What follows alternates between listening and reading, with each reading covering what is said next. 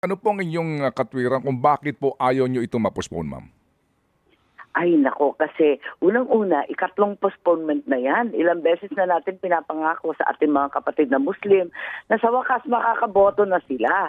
Talagang gustong-gusto ng bumoto ng mga yan kasi puros appointed yung mga nakaupo.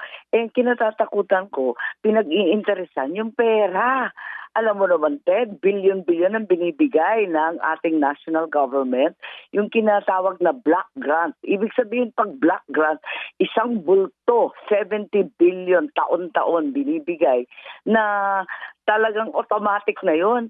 Ngayon, kapag hindi nananagutan yung mga nakaupo sa mga botante, parang wala naman ako nakikitang masyadong infrastructure, kulang na kulang pa rin yung mga kalsada, ospital, eskwela, kukunti lang kung tutuusin. Kaya sana magkaroon na ng eleksyon at accountable, ika nga, yung mga nakaupo sa mga botante. Hindi pwede yung appointed ng appointed, walang pakialam, at yung pera, naku, duda ko, pinag-iinteresan kasi bilyon-bilyon na. Siguro nasa 480 billion na ang naibigay ng national government sa BARM.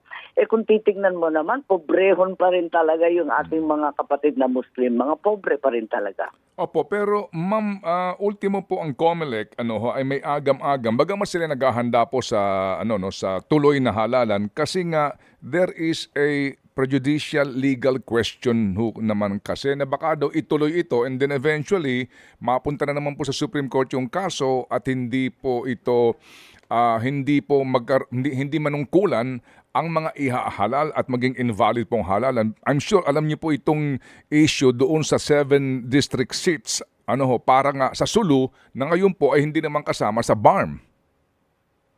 Actually, hindi yan totoo, Ted, with all due respect. Kasi ako yung chairman ng electoral reform. Ilang beses na tinanong yan. Tinatanong ko sa kanila, matutuloy ba tayo? Kasi labas-pasok. Una, sabi, kasama yung Sulu. Pagkatapos, hindi daw kasama yung Sulu. Sabi ng COMELEC, walang problema yan. Kahit kasama ang Sulu o hindi kasama ang Sulu, magtutuloy tayo ng eleksyon kung hindi yung buong 80, kung 73 lang, minus 7. Yung minus 7, kahit ituloy na lang yung 7 seats ng Sulu, kahit sa susunod na lang. Pero uupo at uupo. Determinado yung COMELEC kasi gustong-gusto na rin nila na ituloy yan dahil ilang beses na tayo gumastos. Sa totoo lang, malaki ng gastos natin.